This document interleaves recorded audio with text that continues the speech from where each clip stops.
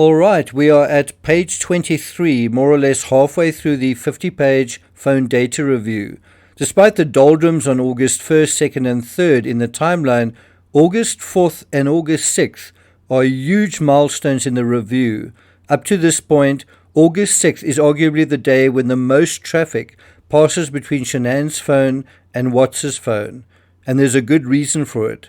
Watts eventually drops the bomb he's been carrying for weeks. I got nightmares in my head, I fear thoughts build up until I can't feel. My mind fills up into a creature, and it haunts me somewhere much deeper. I got nightmares in my head, I fear. We begin our analysis of August 6th by observing the basics. Number 1, it was the last full day of the Watts family reunion. Number 2, Watts waited or was forced to wait until the very last day of his week-long trip to see his family. Number 3, when Watts went to see his family on the last day, he went alone, without Shanann and without the kids. This was massively symbolic and hugely significant. I'll explain further down precisely why. As we go through the timeline of the phone data review, I want to bring in some of the statements from the discovery documents as well, just to contextualize what we're looking at and the way Watts and Shanann's friends describe elements of the timeline. These descriptions aren't going to be 100% reliable, but they will provide us with some guidance. Are you guys ready? You're going to want to strap yourself in, make yourself a cup of coffee, and let's get focused. Before we get to that, if you haven't subscribed to the channel, please do. If you find this analysis worthwhile and you've never hit the thanks button, now's your chance. And let's get started. So on page 453 of the discovery documents, we have Christina Meacham providing a broad recap. One of the more interesting artifacts in her statements is this.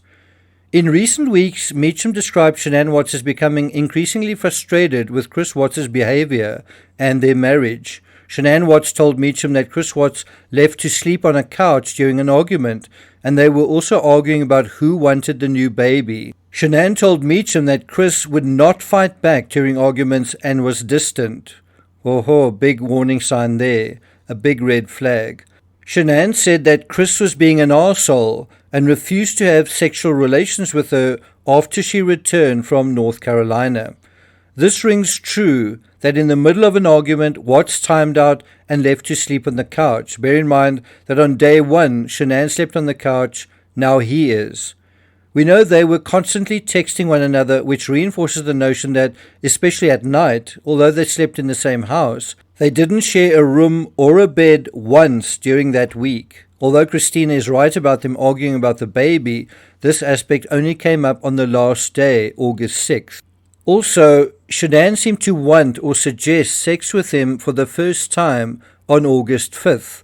According to Watts, the last time he had sex with Shanann was when she fell pregnant in late April, early May. Make of that what you will. Now let's drill into the review itself. August 6, 2018. At 06:13 hours, Watts searched Google for the distance from the moon to the Earth, probably because he wanted to say to Kessinger, I love you, this distance, the distance from the moon to the Earth. You know that saying. Then 7 minutes later, proving messages had been deleted from Watts' phone, Shanann noted in several messages, your only response last night was, I don't want to lose the kids. You used me to just have a boy. Only reason you wanted another kid. I can't handle this, and you are okay with it. Why didn't you just tell me you were done? Why get me pregnant? Then 2 minutes later, Watts replied, I'm not just staying because of the kids. They are my light, and that will not change. I didn't fall out of love in 5 weeks. That's impossible.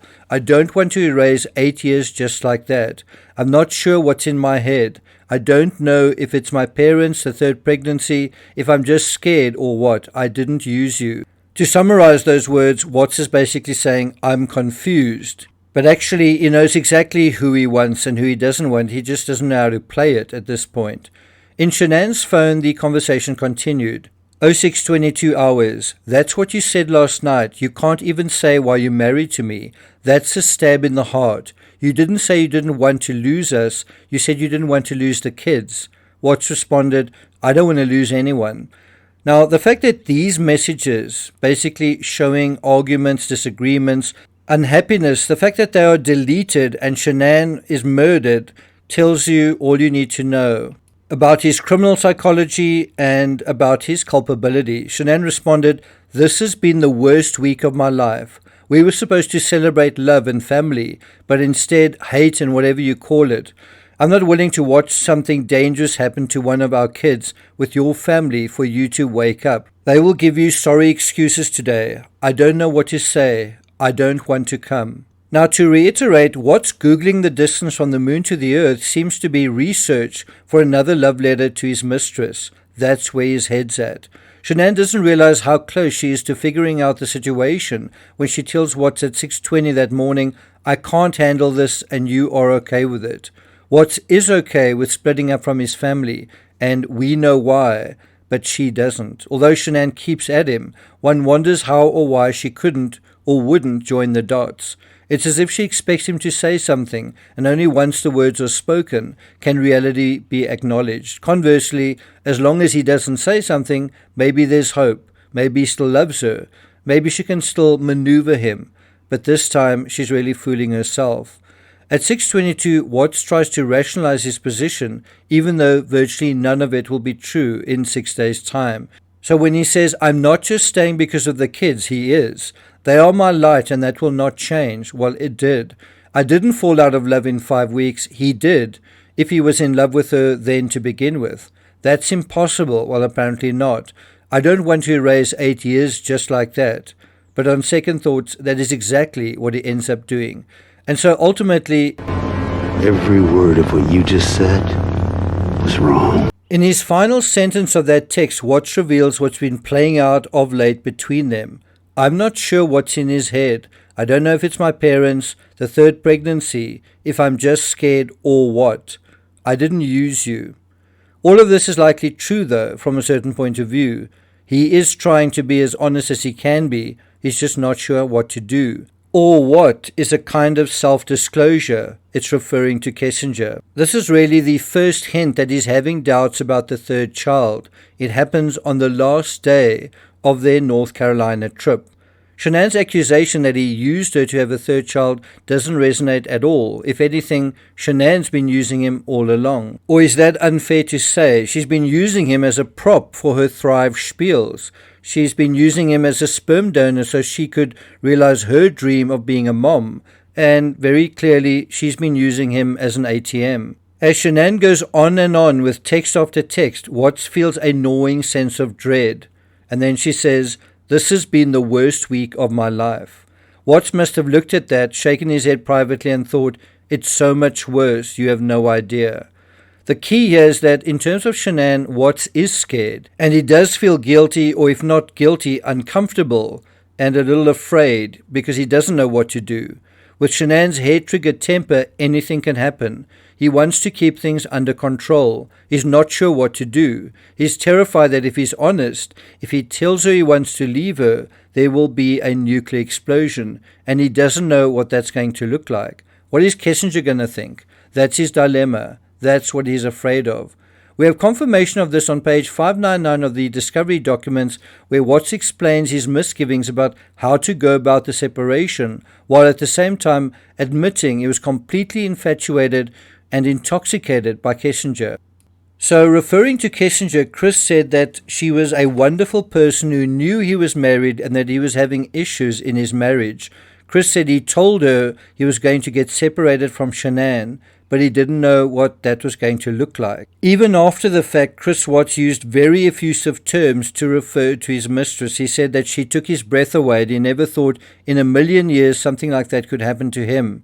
Chris said he never felt the same way about anyone in his lifetime as he did about her. And now this is Cassie Rosenberg's version of the last week in North Carolina. This is from Discovery Documents, page 627. The last week, Chris and Shanann were in North Carolina. Chris told her that he did not want the third baby, was not in love with Shanann, and did not care about Shanann or the baby. Chris also told Shanann that he had thought having a third baby would fix things. But once Shanann flew home to Colorado, she only texted Cassie because she did not want Chris to know she was discussing their problems with others.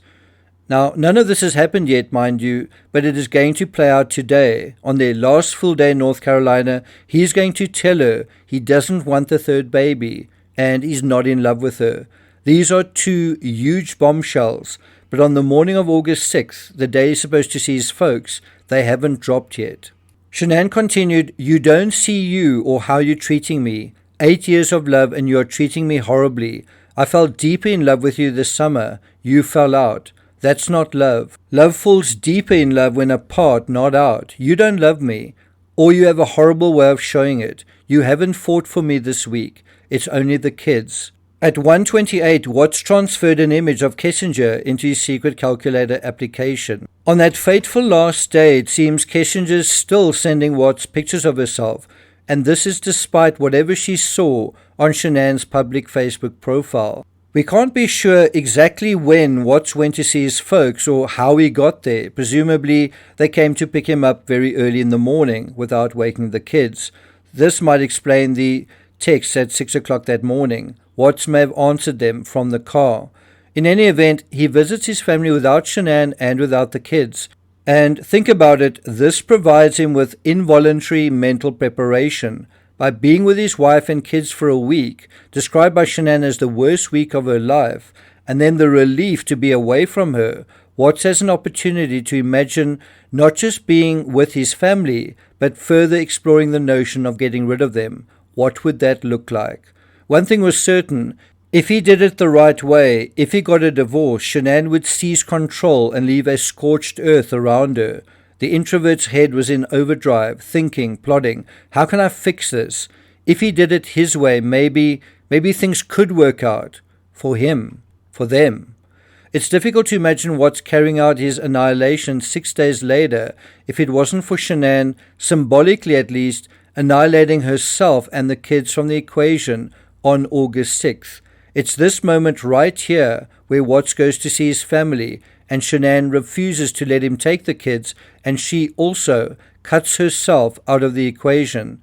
At the end of the day, Watts lets Shanann know in his own craven way that he'd like to sleep at his folks' house if that's okay. His folks would prefer for there not to be a scene, but Shanann's not interested. Should she come pick him up? 1843. Shanann told Watts that his parents did not want to drive him to her location. Shanann asked if Watts wanted her to come pick him up, and Watts replied, "It's up to you. He's cool bringing me back first thing in the morning early."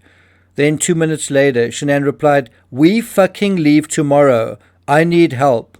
Shanann told Watts she was on her way to pick him up. Apparently after some cajoling, Watts advised his father had agreed to drive him to her location. From a particular perspective, this was a precious time for Watts. It was good to be home. He felt himself dreading going back to her.